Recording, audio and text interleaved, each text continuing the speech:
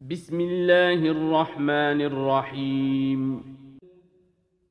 والذين هاجروا في الله من بعد ما ظلموا لنبوئنهم في الدنيا حسنة ولأجر الآخرة أكبر لو كانوا يعلمون الذين صبروا وعلى ربهم يتوكلون وما أرسلنا من قبلك إلا رجالا نوحي إليهم فاسألوا أهل الذكر إن كنتم لا تعلمون بالبينات والزبر وأنزلنا إليك الذكر لتبين للناس ما نزل إليهم ولعلهم يتفكرون وعلى سيدنا ومولانا محمد رسوله النبي الأمين المكين الحنين الكريم الرؤوف الرحيم اما بعد اعوذ باللہ من الشیطان الرجیم بسم اللہ الرحمن الرحیم اللہم صلی علی سیدنا و مولانا محمد وعلی آلہ واصحابہ وبارک وسلم اللہم صلی علی سیدنا و مولانا محمد وعلی آلہ واصحابہ وبارک وسلم الصلاۃ والسلام علیک یا رسول اللہ وعلی آلک و اصحابک یا سیدی یا حبیب اللہ۔ تو بیٹے آپ سے ہو سکے تو اس کا آواز تھوڑا زیادہ کر دیں، معمولی سا زیادہ کر دیں، کم ہے آواز۔ اللہ تبارک و تعالی وحدہ لا شریک کا بے پایہ فضل و کرم اور احسان و انعام ہے کہ جس نے باعث تخلیق کائنات رحمت للعالمین شافع روز جزا حضور سیدنا محمد مصطفیٰ صلی اللہ علیہ وآلہ وسلم کے مبارک وسیلہ سے ہم سب کو دولت ایمان عطا فرمائی۔ اللہ تبارک و تعالیٰ کما حقہ ہمیں اس دولت کی قدر کرنے کی توفیق عطا فرمائے۔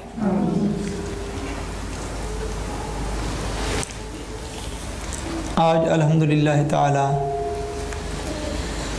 جس سبجیکٹ پر اور عنوان پر ہم گفتگو کا آغاز کرنا چاہ رہے ہیں وہ بدعت ہے۔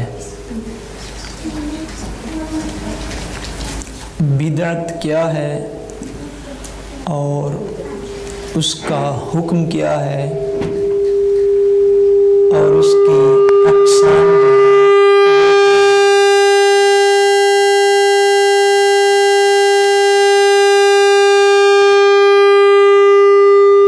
ان پر انشاءاللہ تبارک و تعالی آج سے ہم گفتگو کا آغاز کریں گے۔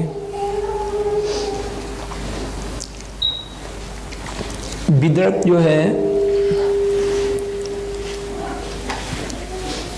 اس کا حکم جو ہے وہ پہلے میں عرض کرنا چاہتا ہوں تاکہ اس کی اہمیت اور امپورٹنس جو ہے وہ سب کو ذہن نشین ہو جائے۔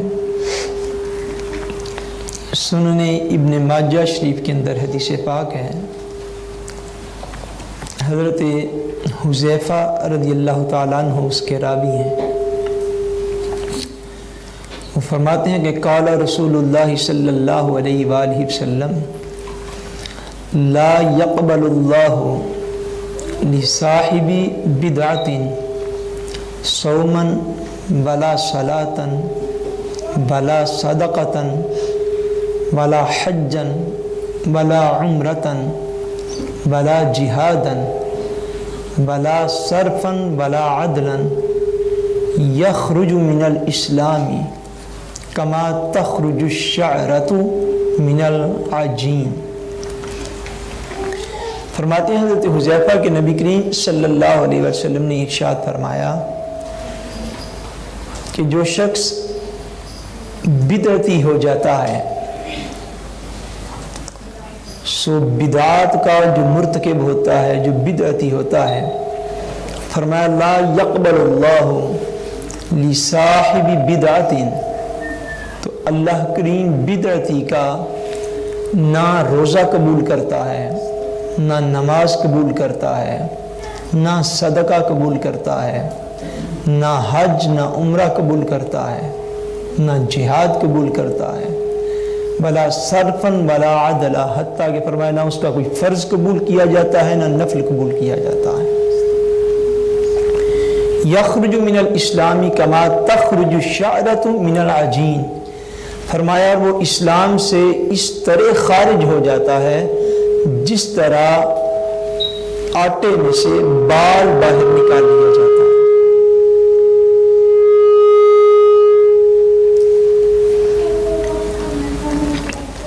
ایک اور حدیث پاک میں نبی کریم صلی اللہ علیہ وسلم نے ارشاد فرمایا، اور یہ بھی سنن ابن ماجہ شریف کی حدیث پاک ہے، کہ آقا نے فرمایا اب اللہ ان یقبل عمل صاحب بدعت حتی یدع بدعتہ، آقا نے ارشاد فرمایا کہ اللہ تبارک و تعالی بدعت کرنے والے کا، بدعتی کا کوئی عمل قبول نہیں فرماتا حتیٰ کہ وہ شخص بدعت سے توبہ نہ کر لے،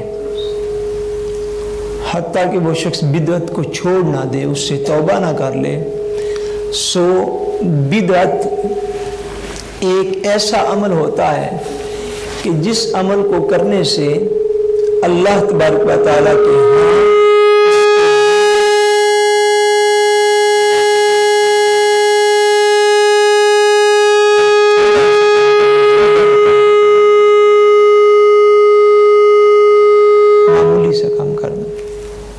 ہاں چلیں ٹھیک ہے،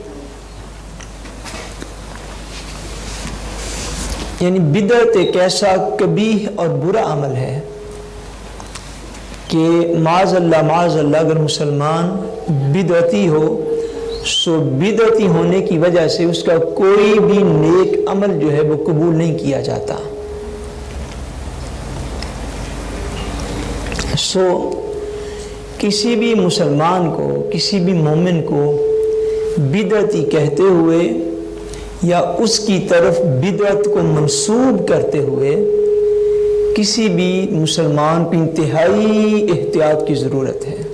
یہ بہت بڑا الزام ہے اگر کسی مومن پر یہ لگا دیا جائے کہ فلاں شخص بدعتی ہے یا فلاں طبقے کے لوگ بدعتی ہیں۔ اس کے لیے بدعت کے کنسیپٹ کو جاننا بہت ضروری ہے تاکہ بندہ یہ سمجھ لے کہ بدعت کیا ہوتی ہے۔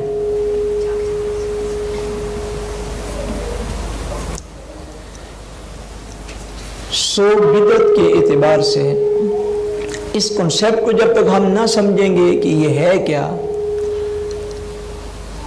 سو ہر امت مسلمہ کا عمل جو ہے وہ جس شخص کو بدعت نظر آتا ہو اس کو آقا کے ان فرمودات کی روشنی میں اپنے آپ کو تھوڑا کیئر اور محتاط کر لینا چاہیے، کیئر میں آ جانا چاہیے، محتاط ہونا چاہیے کہ بدعت کوئی معمولی الزام نہیں ہے جو امت مسلمہ پر لگا دیا جائے اور کہہ دیا جائے کہ فلاں شخص تو بدعتی ہے یا فلاں طبقہ جو ہے یہ بدعتی ہے۔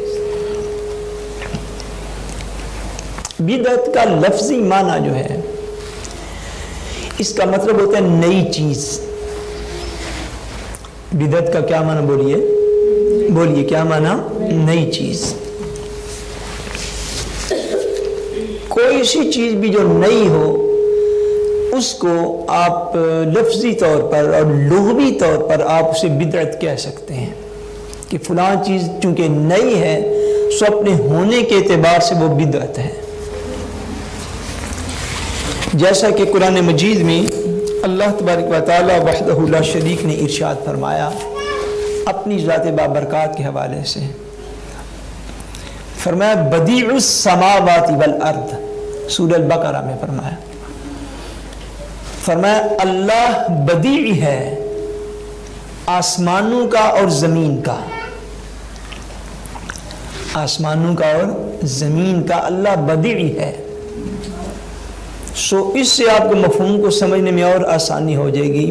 سو بدیع سے کیا مراد کہ اللہ کریم اپنی شان اس مقام پر بیان فرماتے ہیں کہ اللہ کریم وہ ذات ہے کہ جس نے آسمانوں کو پیدا کیا، زمین کو پیدا کیا، اور آسمان اور زمین کی کوئی بھی مثال پہلے سے تو موجود نہ تھی. یہ اللہ کی شان ہے. یعنی ایسی نئی چیز جس کی پہلے سے کوئی اگزامپل موجود نہ ہو، جس کی پہلے سے کوئی مثال موجود نہ ہو. فرمایا بدیع السماوات والارض، اللہ زمین و آسمان کا اس طرح کا پیدا کرنے والا ہے کہ کائنات میں اس سے پہلے تو کوئی آسمان نہ تھا، کائنات میں اس سے پہلے کوئی زمین نہ تھی. اور یہی اللہ کریم کی شان ہے کہ آپ دیکھ لیجئے کائنات میں جو کچھ بھی ہے پہلے تو اس کی کوئی مثال دنیا میں موجود نہ تھی. اور یہی اس کی شان ہے کہ اس نے معاذ اللہ آسمان جو بنائے تو کسی اور آسمان کو دیکھ کے نہیں اس نے پیدا کر دیے. اس نے جو زمین بنائی تو اس سے پہلے کوئی زمین تو موجود نہ تھی کہ اس نے اس زمین کو دیکھ کر یہ زمین پیدا کی ہو. فرمایا بدیع السماوات والارض، اللہ پیدا کرنے والا ہے آسمانوں کا اور زمین کا. اس اعتبار سے وہ بدیع ہے کہ اس نے کسی بھی مثال سے پہلے ان کو وجود عطا فرما دیا. دیکھیے نا کہ اگر آج انسان نے جہاز بنائے اور خلاؤں میں اور ہواؤں میں اڑنے لگا تو انسان کے پاس ہوا میں اڑنے کے لیے پہلے سے مثال جو ہے وہ پرندوں کی صورت میں موجود تھی، وہ پرندوں کی صورت میں موجود تھی. مگر رب اسے کہتے ہیں، اللہ اسے کہتے ہیں، معبود اسے کہتے ہیں کہ پرندے جب اس نے بنائے تو اس سے پہلے تو پرندہ موجود نہ تھا. یہ اس کی شان ہے. اس سے پہلے تو کوئی پرندہ موجود نہ تھا. انسان نے تو پرندے کو دیکھ کے جہاز بنا لیا. سو پرندے کو جس نے بنایا وہ رب ہے کہ اس کی کوئی بھی اگزامپل اور کوئی مثال پہلے موجود نہ تھی. سو بدعت کا جو کنسپٹ ہے یہ اصلاً یہ ہے کہ دین کے اندر کوئی اس طرح کی چیز انٹروڈیوس کروا دینا، اس طرح کی چیز دین میں داخل کر لینا جس کا پہلے سے کوئی مثال اور اگزامپل موجود نہ ہو، اس کو بدعت کہتے ہیں.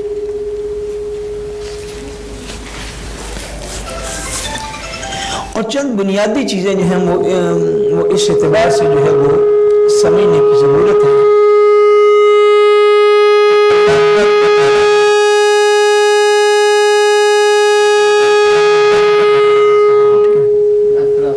اس کو تھوڑا اور بس آہستہ کر دو تو اس کے بعد جو بھی ہوا اس کے بعد اٹھنا نہیں. بے شک یہ بولتا بھی رہے تو میں اس کو بند کر دوں گا. پھر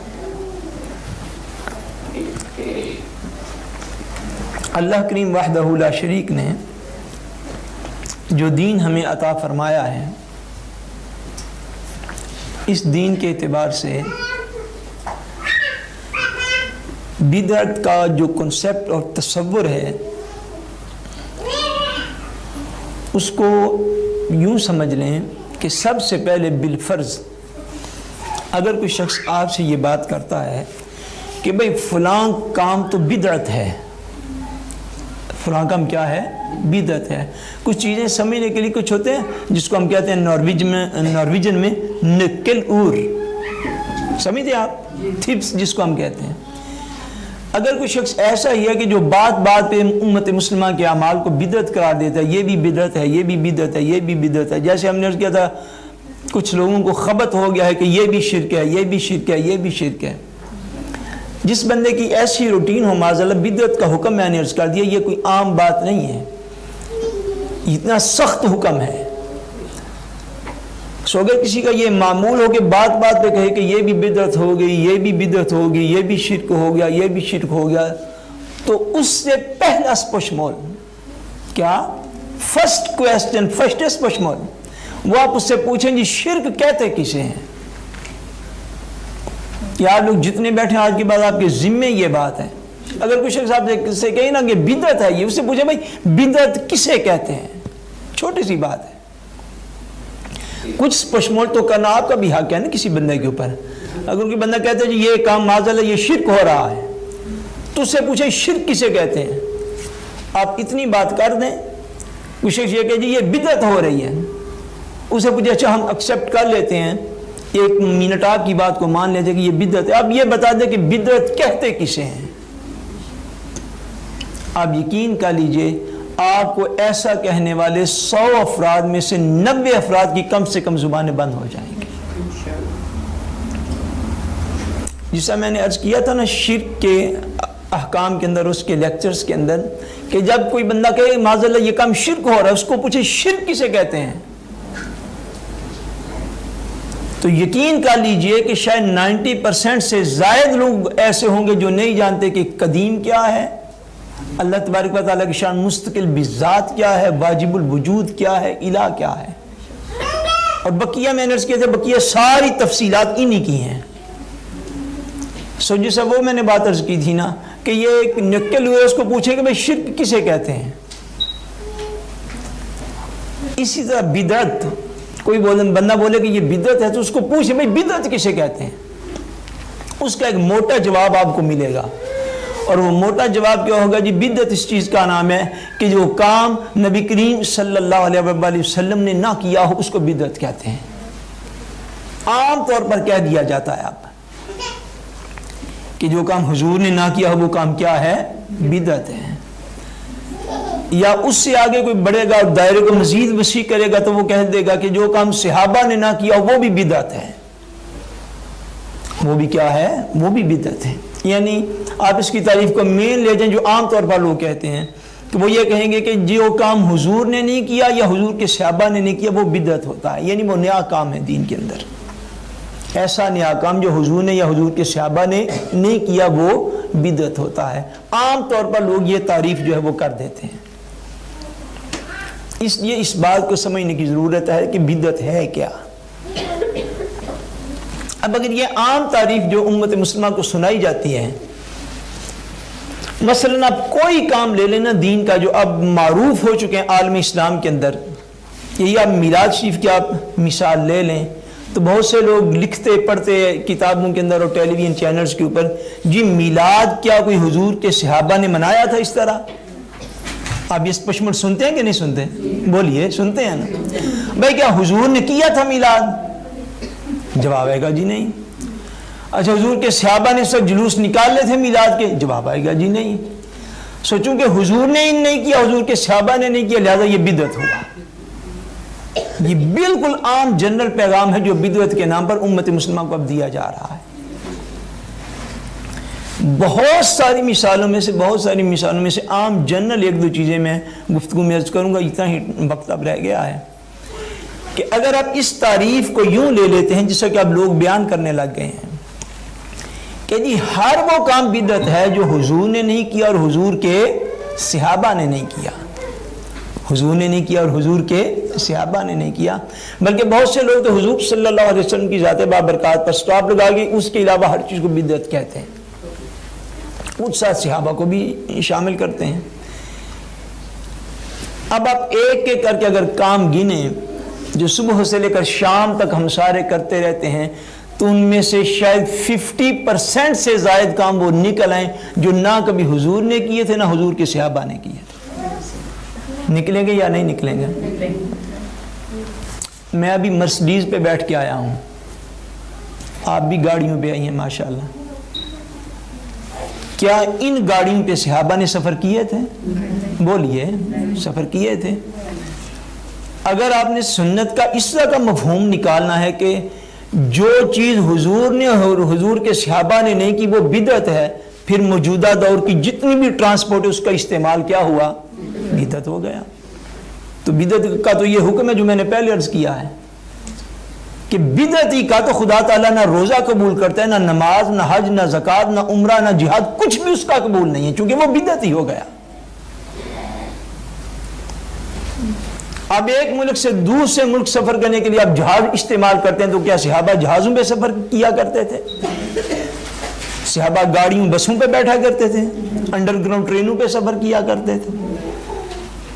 اچھا اس سے آگے چلیں، یہ تو ہوگی ہم جس کو کہیں گے یہ دنیا داری کی بات ہے. اچھا اس سے آپ آگے چلیں، اب کھانا پینا جو ہے یہ تو دین ہے پورا کہ نہیں ہے؟ بولیے، یہ تو دین ہے. کہ آپ اپنے حلق سے نیچے کیا اتار رہے ہیں؟ تو کیا صحابہ کرام کے دور میں کولا ہوتا تھا؟ بولیے. پیپسی ہوتی تھی، روح افزا ہوتا تھا. یہ ساری چیزیں ہم پیتے ہیں یا نہیں پیتے ہیں؟ تو ان مشروبات میں سے تو کوئی چیز بھی صحابہ کرام نے کبھی بھی اپنے حلق سے نیچے نہیں اتاری. سو وہ جو تعریف ہے جو عام طور پر کر دی جاتی ہے، جو صحابہ نے نہیں کیا، آپ سواری کو بھی چھوڑ دینا. کھانا پینا تو ایکچولی دین ہے کہ آپ کیا کھا رہے ہیں، اس کے اوپر تو آپ کو سوال کیا جائے گا. یہ تو ایکچولی دین ہے.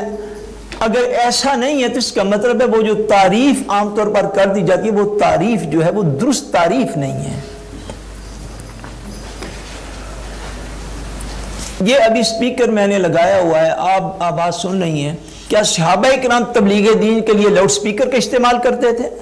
بولیے، ہوتا تھا؟ کیا حضور کے ظاہری حیات پاک میں لاؤڈ سپیکر تھا؟ نہیں تھا. اب دین کی خدمت کے لیے تو باقاعدہ ٹیلی ویژن چینل بن گئے. تو کیا صحابہ کرام ٹیلی ویژن چینلوں پہ بیٹھ کے لیکچرز دیا کرتے تھے؟ بولیے، نہیں. تو کیا ٹیلی ویژن چینل کا استعمال اس تعریف کی اعتبار سے بدعت ہو گیا؟ اور جس نے مووی ریکارڈ کروائی، جس نے ٹیلی ویژن چینل بنایا، جس نے اس کے اوپر بیٹھ کے تبلیغ دین کی، وہ نعت ہو، تلاوت ہو، لیکچر ہو، جو کچھ بھی ہو، میں یوز تو کر لیا. جب یوز کر لیا تو پھر وہ تو بدعت ہو گیا، کیونکہ صحابہ نے تو اس کو استعمال نہیں فرمایا. اب اگر آپ اس تعریف پہ چلے جائیں گے، جو میں عرض کرنا چاہتا ہوں وہ یہ ہے کہ اگر آپ اس طرح کی وہ موٹی موٹی باتیں جو لوگوں نے اپنی کم سمجھی کی بنا پہ گھڑی ہیں اور کم علمی کی بنا پہ کر دیتے ہیں، شعوری یا غیر شعوری طور پر، اگر آپ ان باتوں میں نے صبح سے لے کر شام تک اپنے اعمال کا حساب لگا لیں، جو کام اب میں ان کاموں کی طرف آگے ایک ہی مثال دیتا ہوں جو ہم دین سمجھ کے کرتے ہیں. اس کو بھی کوئی کہہ سکتا ہے یہ خالی دنیا داری کی بات ہے، حالانکہ دین کے اندر دنیا کا الگ سے کوئی کنسپٹ موجود نہیں ہے کہ بندہ کہ یہ دین ہے، یہ دنیا ہے. لیکن کچھ وہ کام ہیں جو کہ ہم لوگ عام طور پر سمجھتے ہیں کہ یہ کام خالصتاً دین ہے. اب اس کی ایک دو مثالیں عرض کر کے تو بات کو آگے بڑھاتا ہوں. صحابہ کرام کے ادوار میں جتنی مساجد بنی تھیں، کیا ان مساجد کے اندر ایئر کنڈیشن اور ہیٹر لگے ہوتے تھے؟ بولیے. کیا ان کے اندر اتنے نرم قالین بچھے ہوتے تھے؟ وہ تو باہر کی دیواریں پلستر تک نہیں تھی ہوتی، کچی دیواروں کے ساتھ مساجد ہوتی تھی. اب اگر آپ نے اس طرح دین کا کنسپٹ سمجھا ہوا ہے کہ جو صحابہ نے نہیں کیا اور اس کے بعد کسی نے کوئی نیا کام ایجاد کیا وہ تو بدعت ہو گیا. اگر آپ نے اس طرح سمجھا ہے تو پھر صحابہ کرام کے ادوار میں تو کچی مساجد ہوا کرتی تھی اور اندر قالین بھی موجود نہیں تھے ہوتے، ایئر کنڈیشن اور ہیٹر تو بات ہی آج کی ہے نا، یہ تو ہمارے بچپن تک کوئی بھی چیز نہ تھی. اب اس سے آپ آگے چلیں تو بالکل وہ بات جس سے عالم اسلام میں ایک شاید ایک سیٹنگ کی بات نہیں، عالم اسلام میں جو کوئی بھی بندہ اس کو رد نہیں کر سکتا. قرآن مجید فرقان حمید نبی کریم صلی اللہ علیہ وسلم پر جب نازل ہوا تو حضور صلی اللہ علیہ وآلہ وسلم کے پردہ فرمانے تک قرآن مجید اس طرح ایک کتاب جس طرح ہوتی ہے، یہ جس طرح یہ ایک کتاب ہے، کتابی صورت میں قرآن مجید اس وقت تک موجود نہ تھا.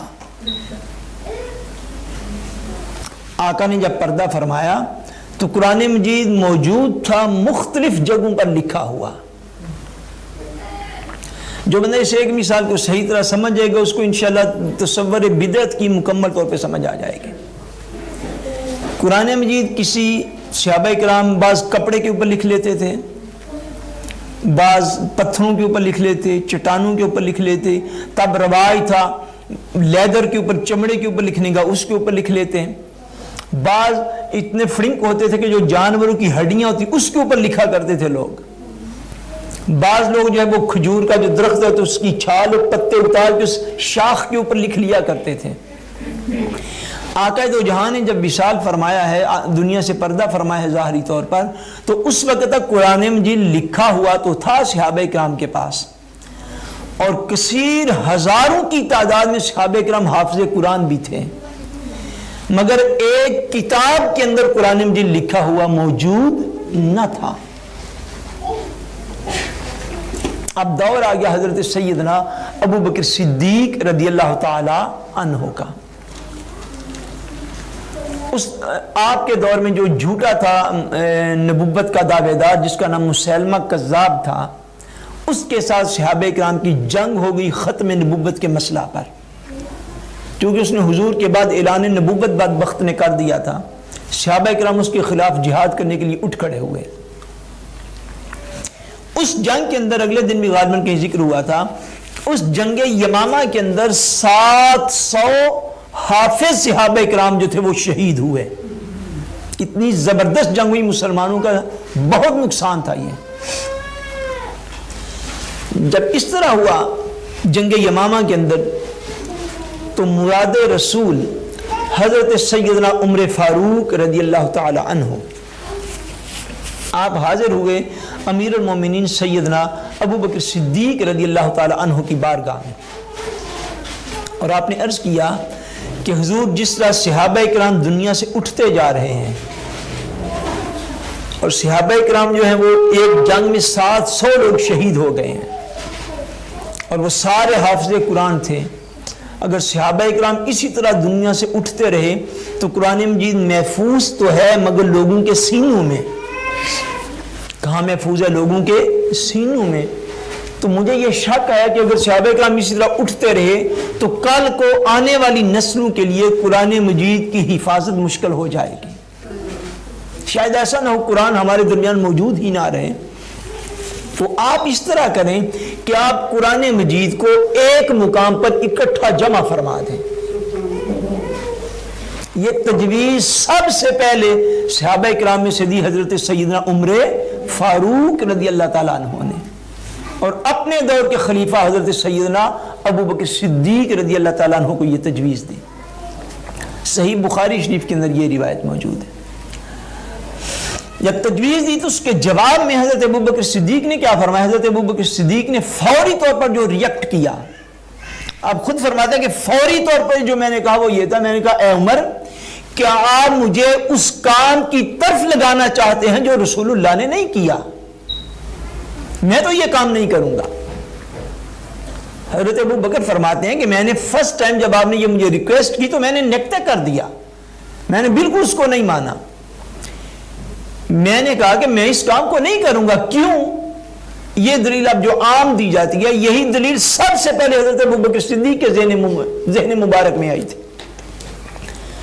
کہتے ہیں میں نے فوری طور پہ کہا عمر میں تو یہ کام نہیں کروں گا، اس لیے کہ یہ کام تو وہ کام ہے جو حضور نے خود نہیں فرمایا۔ سو اگر حضور نے نہیں فرمایا تو میں بھی یہ کام نہیں کروں گا۔ حضرت ابو بکر صدیق فرماتے ہیں کہ حضرت عمر فاروق نے مجھ سے وہ اصرار جاری رکھا، مجھ سے اس بات کا اصرار جو ہے وہ جاری رکھا۔ جب بھی کوئی موقع بنتا حاضر ہوتے وہی بات شروع کر لیتے کہ امیر المومنین اگر اس طرح صحابہ کرام اٹھتے رہے تو قرآن مجید کی حفاظت مشکل ہو جائے گی۔ میں چاہتا ہوں کہ جو سارا مختلف لوگوں کے پاس لکھا ہوا آپ اس کو جمع کریں اور جمع کر کے ایک کتاب بنا کے اس کو محفوظ کر لیں۔ فرماتے ہیں حضرت ابو بکر صدیق حضرت عمر نے یہ اصرار مجھ سے اتنی مرتبہ کیا کہ بالآخر اللہ تبارک و تعالیٰ نے میرا سینہ بھی روشن کر دیا، اور میں علی وجہ البصیرت اس بات کو مان گیا کہ ہاں اس کام کو کرنے کی ضرورت ہے۔ فرماتے ہیں اب اس کام کو کرنے کے لیے پھر میں نے حضرت زید بن ثابت کو بلایا۔ کون سے صحابی؟ حضرت زید بن ثابت رضی اللہ تعالی عنہ، یہ کاتب وحی بھی تھے، حضور ان کو قرآن مجید لکھوایا کرتے۔ فرماتے میں نے ان کو بلا لیا، میں نے کہا زید میرا یہ فیصلہ ہے کہ قرآن مجید جو مختلف صحابہ کرام کے پاس مختلف صورتیں لکھی ہوئی موجود ہیں ان سب کو جمع کر کے ایک کتاب کی شکل دی جائے۔ اب جو کچھ حضرت عمر فاروق سے حضرت ابو بکر صدیق نے کہا تھا وہی بات حضرت زید نے ان دونوں کو کہی۔ انہوں نے کہا کہ کیا آپ مجھے اس کام پہ لگانا چاہتے ہیں جو رسول اللہ نے نہیں کیا؟ میں تو یہ کام نہیں کروں گا۔ فرماتے حضرت ابوبکر صدیق نے اس طرح اصرار سے کہا کہ خدا تعالیٰ نے میرا سینہ بھی روشن کر دیا اور میں بات کی اہمیت کو پوری طرح سمجھ گیا کہ یہ کام کرنا کیوں ضروری ہے۔ اب پہلی تعریف جو اگر کسی سے آپ نے یہ تعریف سنی ہو تو اب یہ اس کا جواب ہے، پہلا جواب ہے۔ اگر کسی نے آپ کے سامنے یہ تعریف کی کہ بدعت وہ کام ہے جو حضور صلی اللہ علیہ وسلم نے اپنی ظاہری حیات طیبہ میں نہیں کیا، اگر کسی نے یہ تعریف کی تو اس کا یہ پہلا اور مدلل جواب یہ ہے کہ اگر وہ ہر وہ کام کرنا معاذ اللہ بدعت ہی ہے اور بدعت کی اقسام کو سمجھے بغیر کہ اس کی قسمیں ہیں اور ہر قسم کا حکم الگ الگ ہے، اور اگر اس نے معاذ اللہ مطلقاً بدعت کہہ دیا جو کہ گمراہی والی ہوتی ہے، تو اس سے پوچھا جائے کہ اگر ایسا کام کرنا بدعت ہے جو حضور نے نہیں کیا تو قرآن مجید کو ایک کتاب کی شکل میں جمع کرنا یہ کام حضور نے اپنی ظاہری حیات میں نہیں کیا، یہ کام تو صحابہ نے کیا ہے اور حضرت ابوبکر صدیق کے عہد میں ہوا ہے اور آپ کے حکم سے ہوا ہے۔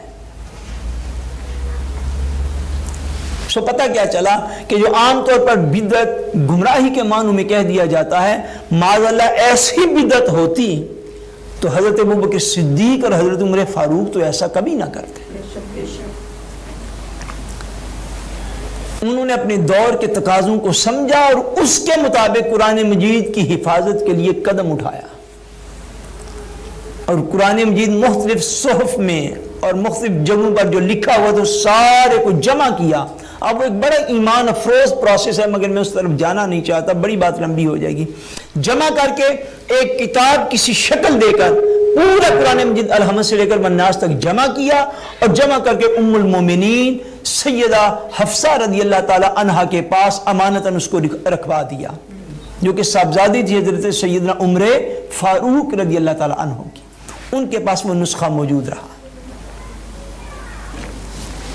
اب اس سے آگے چلیے، قرآن مجید کو اللہ کریم نے 7 قرأتوں پر نازل فرمایا تھا۔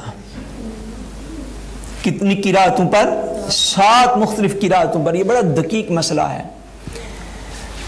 یعنی 7 پڑھنے کے مختلف طریقے تھے، یوں آپ کہہ لیں قرآن مجید کی ایک ایک آیت کو پڑھنے کے کتنے مختلف طریقے تھے؟ 7 مختلف طریقے تھے،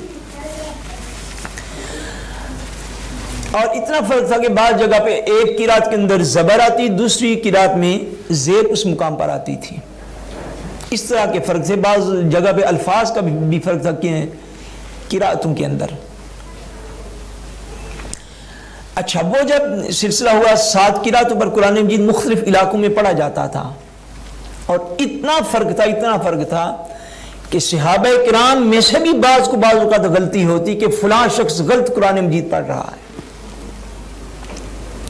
جب دور آئے نا سیدنا عثمان غنی کا، کس کا دور؟ سیدنا عثمان غنی، جو کہ 30 خلیفہ تھے خلفائے راشدین میں سے حضرت عمر فاروق کے بعد۔ ان کے دور آنے تک تو عالم اسلام دور تک پھیل چکا تھا، عرب بھی مسلمان ہوئے اور عجم بھی مسلمان ہوا۔ جب عربیوں کے ساتھ اجمی جو ہم لوگ ہیں غیر عرب، ہمارے آباء و اجداد جب ان کے ساتھ مکس ہوئے تو پہلے سے عرب کے اندر 7 قراتیں موجود تھیں۔ اب جو اجمی لوگ، غیر عرب لوگ، عربی کو نہ جاننے والے لوگ، اب انہوں نے جب پڑھنا شروع کیا تو وہ کچھ کا کچھ بنا ڈالتے تھے۔ کوئی ایک لفظ کسی قرات سے لے لیا، کوئی دوسرا کسی قرات سے لے لیا، کوئی تیسرا کسی قرات سے لے لیا۔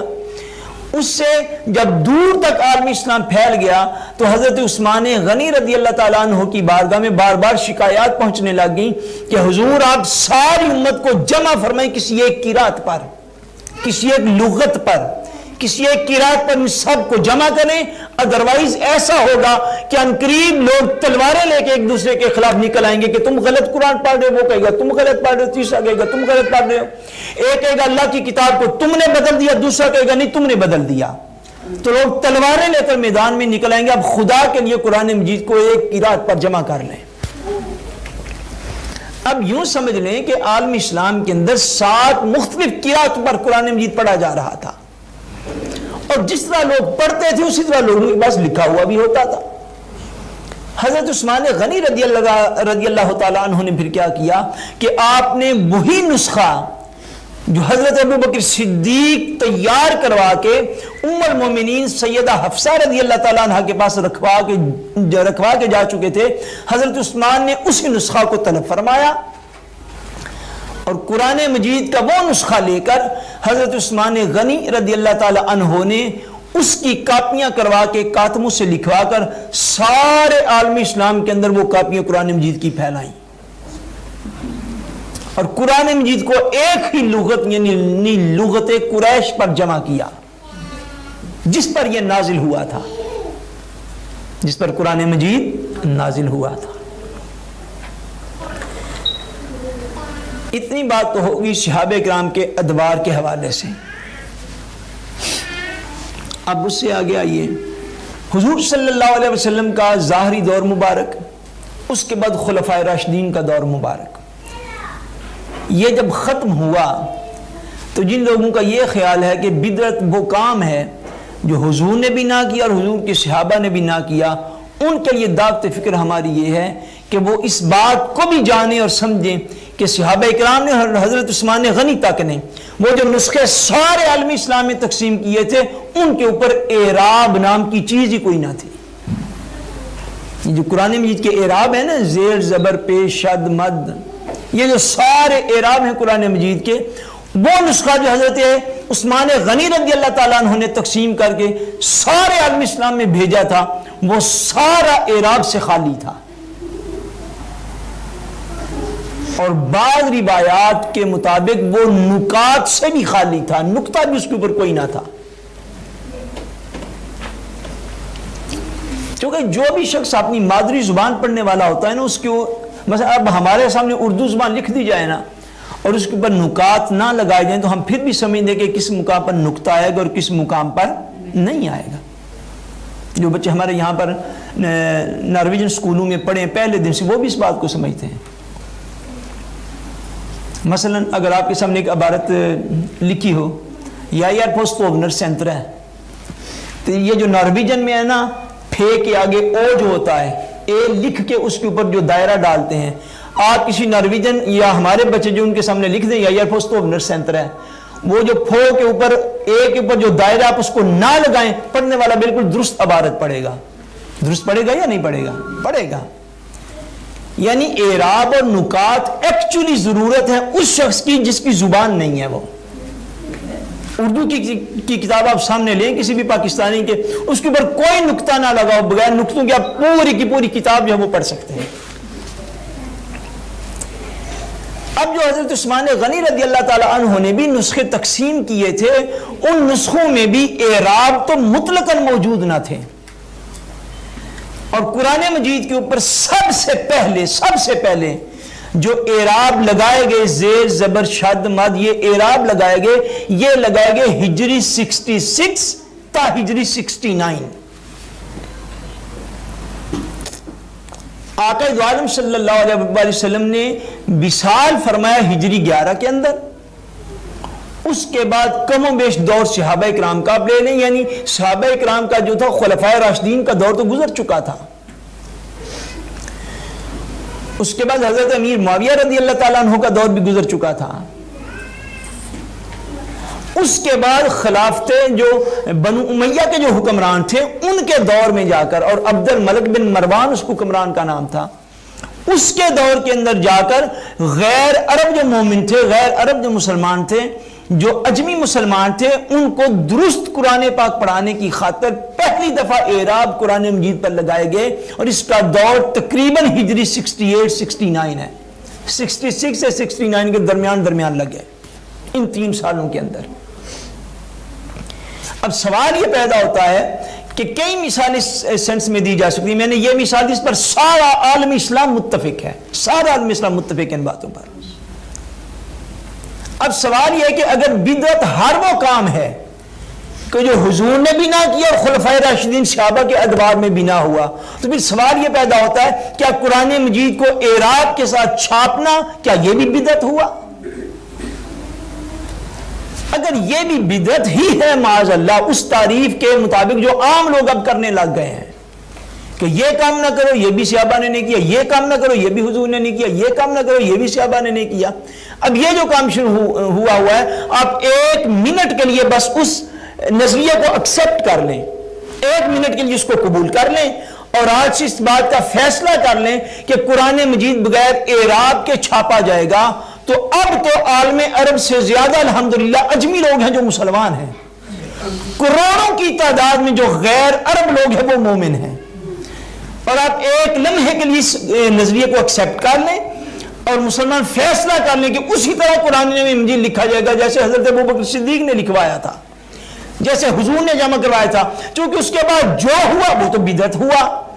اب آپ بدعت کے اس کنسپٹ کو لے لیں، آج قرآن مجید اگر اعراب اور نکات کے بغیر چھپنا شروع ہو جائے، کروڑوں مسلمان جو غیر عرب ہیں وہ مطلقاً جاہل رہ جائیں گے قرآن مجید سے۔ کیوں کہ عالم اسلام کے اندر کبھی اتنی تنگ نظری نہ تھی، جس نے حالات کو نہیں سمجھا وہ تبلیغ خاک کرے گا۔